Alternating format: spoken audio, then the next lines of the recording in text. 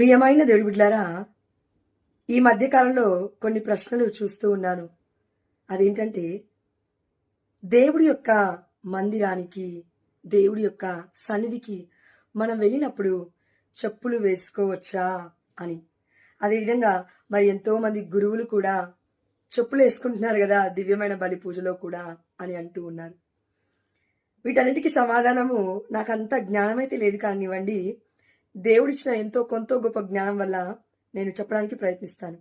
అదేంటంటే మత్తయి సువార్త 10వ అధ్యాయము 10వ వచనంలో, ప్రయాణమునకై సంచిని గాని 2 అంగీలను గాని పాదరక్షణను గాని చేతి కర్రను గాని తీసుకొని పోవలదు, ఏలయన పనివాడు తన బత్తెమునకు అర్హుడు.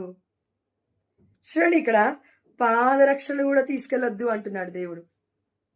సువార్తని ప్రకటించడానికి వెళ్ళినప్పుడు బయటికి, ఇది మొట్టమొదటి అంశం. అవునా? ఎస్.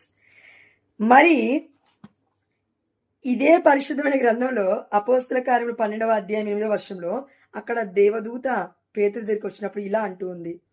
ఆ దూత అతనితో, నీవు నీ నడుము దట్టిని గట్టిగా బిగించి నీ చెప్పులు తొడుక్కొనుము అని చెప్పగా పేతురు అట్లే చేసెను అని.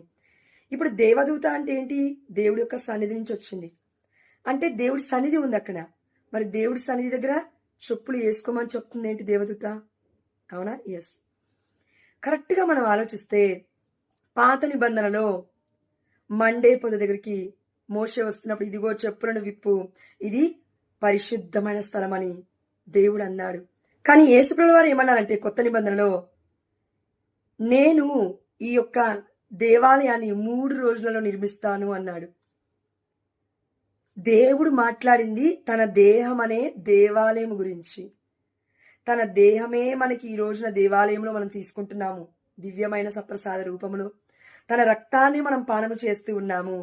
అందుకే స్లీవ పైన యేసుప్రభువు వారు మరణించినప్పుడు యెరూషలేములో దేవాలయంలో ఉన్న తెర 2 ముక్కలుగా చీలిపోయింది. అంటే అతి పరిశుద్ధమైన స్థలమునకు పరిశుద్ధ స్థలమునకు మధ్యలో ఉన్న తెర 2గా చీలిపోయింది. అంటే మనలందరినీ కూడా దేవుడు తన రక్తము చిందించడం ద్వారా తన దేహము పవిత్రమైనది చెప్పుతూ మనందరికీ కూడా మన దేహాన్ని కూడా పరిశుద్ధమైన పరుస్తూ, మీరును నాలో పాలిభాగస్తులే అని చెప్తూ మనలందరికీ దేవాలయములో అడుగు పెట్టడానికి అర్హతని ఇచ్చాడు ఆ తండ్రి.